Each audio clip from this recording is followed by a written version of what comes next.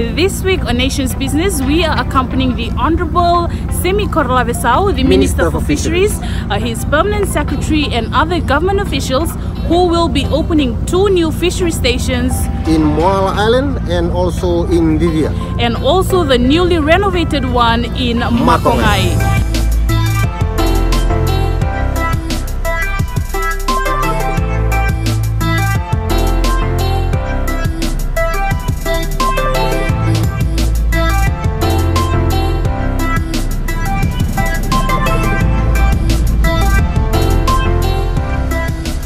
We left Suva on Sunday 31st of January on a 12-hour journey to Moala Island in the Lau Group. On board the Vevueti were more than 50 government officials. So this is our cabin. Delmai, Ministry of Fisheries, Mavis,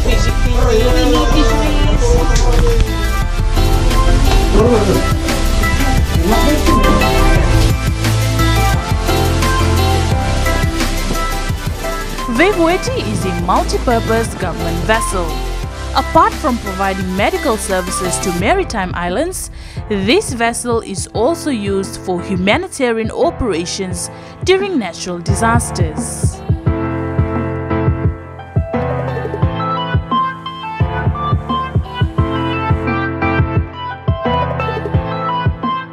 Moala is a volcanic island in the Lau Group. It has an area of 62.5 square kilometers, making it the 9th largest island of Fiji. We arrived in Moala early this morning at around 9 a.m. and we just we wrapped up the traditional welcoming ceremony. Here behind me is the newly opened Ministry of Fisheries Research Station, and as you can see behind me is the Honorable Semi Korlavesau, the Minister for Fisheries, and we'll take a tour around the new ice plant and also visit some of the new buildings. As you can see, the ladies behind me, Sembula ladies, Vinaka, Toka.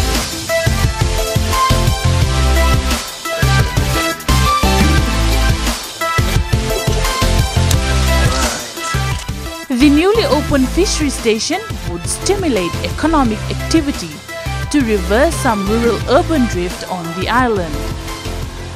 The ministry has deployed fence around the island, and we hope that this will provide income generations for our communities to assist in education and also the support of the church.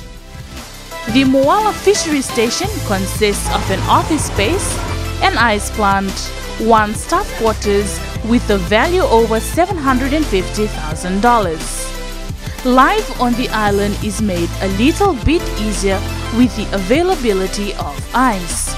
Villagers can now buy ice for 30 cents a kilo, while licensed fishermen can buy it for 14 cents a kilo. Ya untuk garapa may mo on ubul ko generator mo may taka mo may pagkamata na ikay bal ya manisya nga nito tulo sa rambaleta ni sona nguna ilang kana wanga maleta na wayway libo na nguna ilang ka kina na ika ni nguna sa may sa may kina na libo ni mata ni tungo mereda na kana bakati ngo endo tumanda na makite libo kimami tungo na kor libo sa kwa kama indambe kina na ice plant one. The island of Moala has 8 villages. For any occasion on the island, it is customary for the people of Maloku to perform a traditional welcoming dance.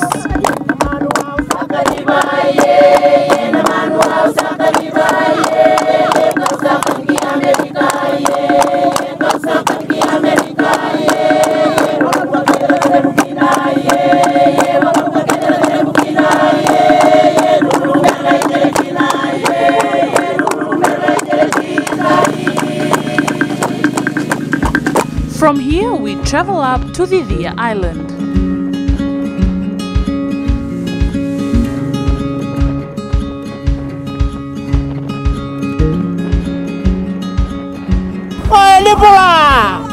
And we are headed to Natokalau village, and it is 30 minutes away from the walk. The nation's business team was greeted by school students of Natokalau District School.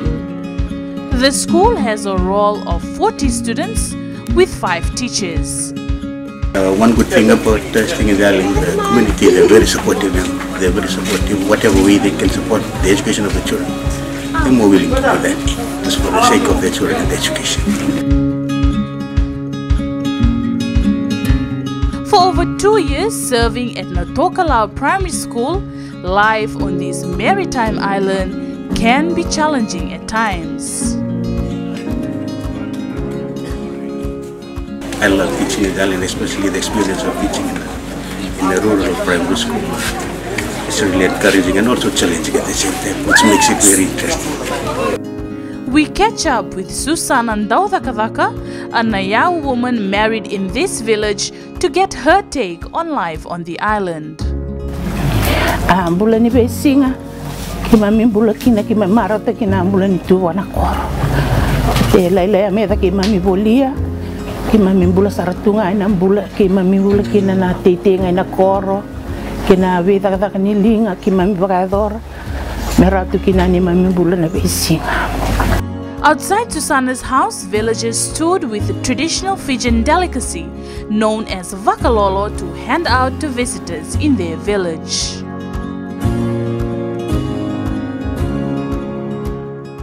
Don't go away. After the break, we bring you the Fijian folk story behind the natural spring water on this island.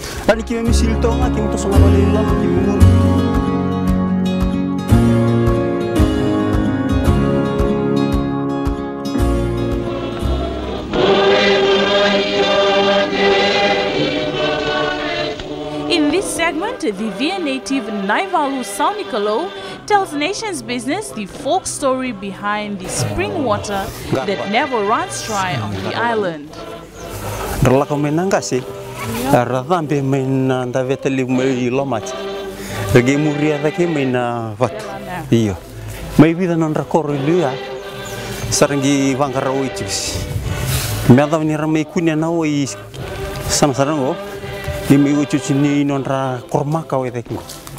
Herci wol kata kina na ngarawa wai nenga no ki misela laikina na banongo ento hu toto kina na wai ngo yala kasinga me go nagar go sa mbulungo ardo sab tike na tumbuki mamilu panda don sa tsungango kina outlet ni wai me matasab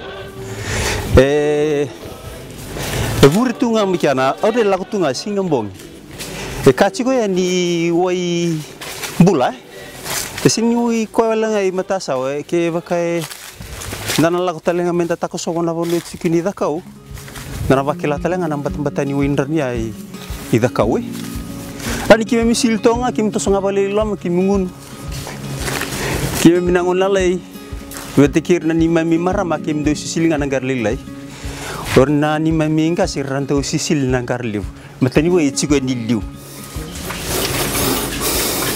Tosonanga una, kima misa sil todo ngai, pasinde be sil wana karlilai, kimsa sil kedinga I nakarliu. Iya. Maka wa kaci wolele ya, kito vito uta kinen no tuda, nabugni wai sarangangu. Nani mami ibu, tu bukin mituda tulangan nakoruku. Nonto sa lau kini tu dar tu kiri ni mana na wei tu tulis telemai mertu mai kau tanah wei ike nonto ortung ke walang manan ron jibia tunggi kau gay rida ni na lekana kasir na bu ike gay berikai ni nandona kau gay bemburakai ni lemuni ian no tu da itu dah cikin dengan rano ya anak kau ngana via, androni via aku awalnya dikinawai. Iya so meni toko sungai non ramata bermetu dah, non ratu bermetu dah. Iya, kau ya ni waktu kau kinan ni atu dah. So this is another source of water for the people of Cicia. Behind me is a cave which sources natural spring water, and some of the villagers have told us that when the island runs out of water, this is one place that they come to. This is one place that will never run out of water. That's for the whole of Cicia. Tivia Island, whole of Yes, Tivia the whole Island. of Cicia Island. It's a very beautiful place.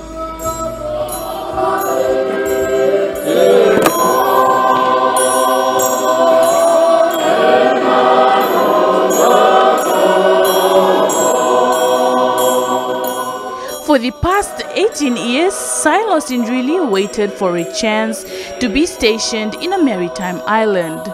Today, his dream was fulfilled as he became the first fisheries officer on the Cicia Island, serving in the newly opened fisheries station.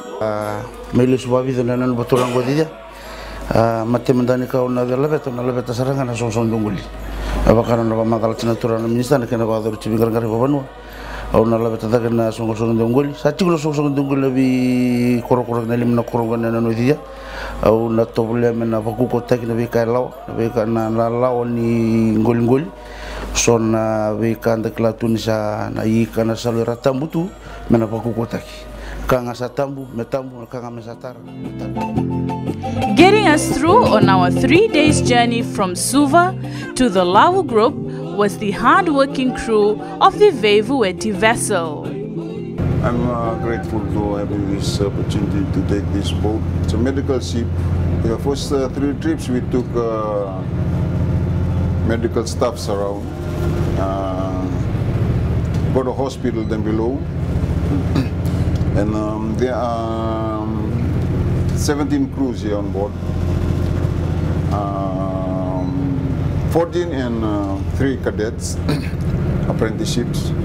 With over 30 years of experience, Captain Morel gives us an insider look into some of his daily routine. We have this electronic plotter here. And there's another plotter there, it's a backup plotter. So once this one is shut down, we work on depths. And there's another name, and there's another one here. And see the name of the ship. Xing Yong Ching, that's a fishing vessel. So it's like that.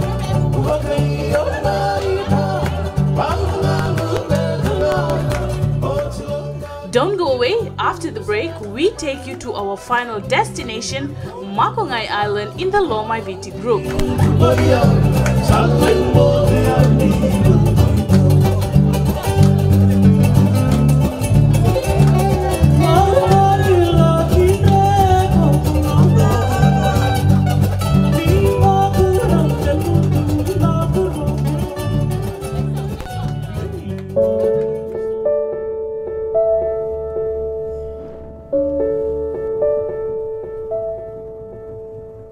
Beyond these mountains lies Makogai Island in the heart of the Lomai Viti group. The island with a rich historic background was once home of patients affected by leprosy. We'll look back at some of their earlier days on the island. Throughout the existence of Makogai Hospital, patients were looked after by the Sisters of the Society of Mary and the Fijian Sisters of Nazareth under the direction of a medical doctor. Reverend Mother Agnes spent 44 years nursing the sick on the island. She worked with Dr. C.J. Austin, a medical superintendent there, for 23 years. They saw a time after the Second World War when there were over 700 patients at Makogai. Those able to work were encouraged to fish, plant, hunt, raise cattle and chicken, and to apply their skills in a trade. The government paid them for their labors. For 58 years, the island was a closed community.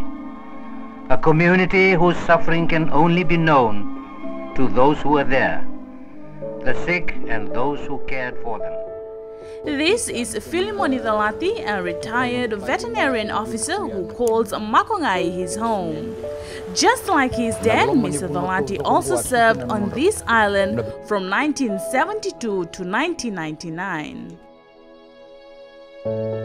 I came here when I was only 3 years old. I came with my family, my dad and my mom and my younger brother. We came together in 1957 when I was just a small boy. My dad came to work on the government ship that services the island during those days, which was called the Makogai.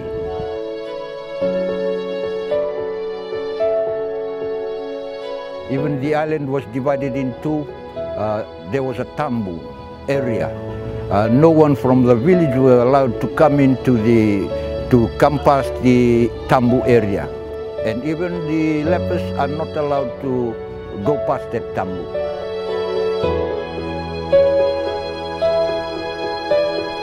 Makogai is like a home to me. I was raised up on the island, and I was working for a few years in the government, but when I retired in 2009, I just came back to Makogai.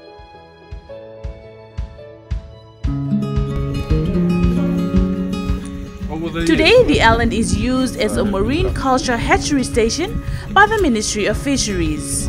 Their efforts include spawning giant clams that were once extinct but now brought back from Australia to restock our reefs.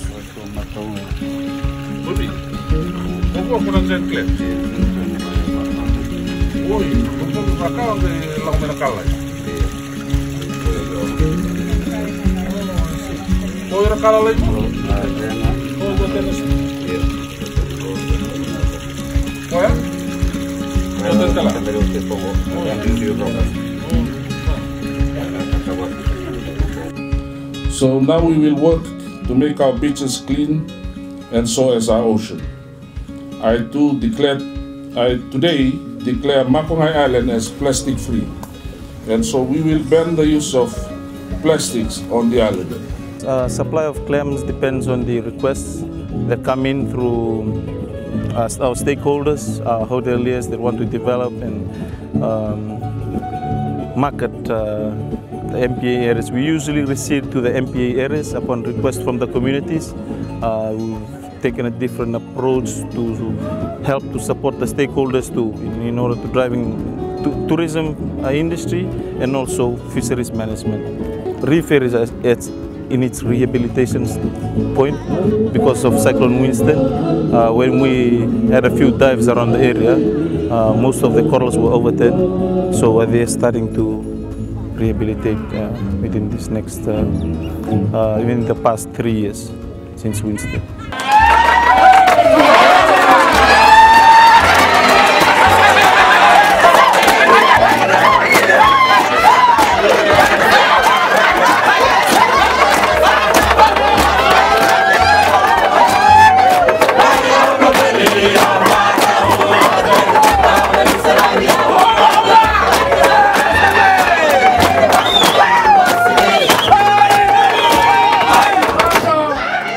From all the students here at Makogai Primary School, we say,